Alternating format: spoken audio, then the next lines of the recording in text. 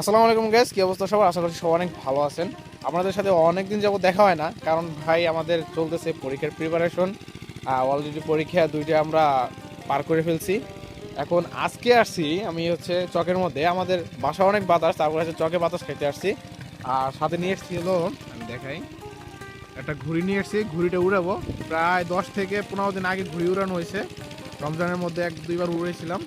তো আজকে হচ্ছে আমি আর ওই আর আমি আর কয়েকটা ছেলেপেলে আছে, ওই জায়গাটা উঠতেছে। আমরা হচ্ছে একটা ঘুড়ি উড়াবো, দেখি কত দূর যায়।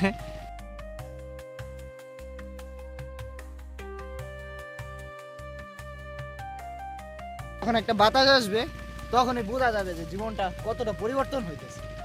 এটাই বাস্তব। I love you. যাক, দেরি না করি আমরা চলে যাই, ঘুড়ি উড়ানোর ট্রাই করি, কারণ ঘুড়িটার অবস্থা একদম টাইট। এই জায়গা বাঁধছিস কে? এই জায়গা বাঁধে কেউ? সুতার কি করছো? সুতা দেখেন সিরকে সিরকে লাইছে, বেলেট দিয়ে মনে হয় পুষাইছে সুতার উপরে। পড়ার টাইমে হাতে ছিল এটা। যাক, একটা সুতে দে আমারে, দে। ও যাক, সুতে মিলে গেছে, সুতে ছিঁড়া ছিল। যাক, এই যে ওয়েদারটা দেখেন, জাস্ট এতক্ষণে আমি ওয়েদারটা দেখাই। এই জায়গার যে সুন্দর বাতাস, আপনি যদি আপনাদের বাসা যদি গ্রামের ভিতরে থাকে, আপনি একটু ট্রাই করতে পারেন এই সব জায়গায় এসে। আমাদের পাশে একদম সাইডে ওই যে বিল্ডিং না, ওই সোজা একটু ভিতরে ওই জায়গায়, ঠিক আছে?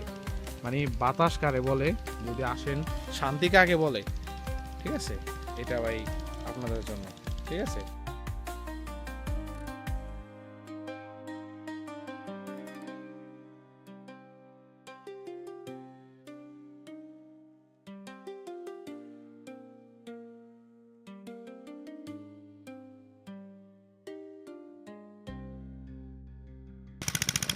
এখন হচ্ছে নাইম ট্রাই করতেছি। আমি উঠে দেওয়ার পরে আমার ঘুড়ি উড়ানোর কোনো এক্সপিরিয়েন্স নাই। পোলাপানে ওই যে এরা ছোটবেলা থেকে শুরু করছে ঘুড়ি উড়ানোর, এরা হলো ছোটবেলা থেকে শুরু করছে। এই যে একজন, আর ওই যে একজন উড়াইতেছে পিছনে, পিছনে দেখা যাচ্ছে না, ওই যে পিছনে।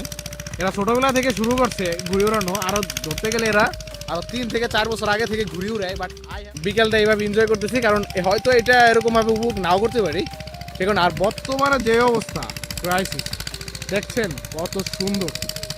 সান লুকিং গুড। আমার ক্যামেরা হয়তো বেশি একটা ভালো না, কারণ আইফোন 5-এর ক্যামেরা কতটাই ভালো হবে, ঠিক আছে? গো, হালকা পাতলা দেখা যায়, হালকা পাতলা।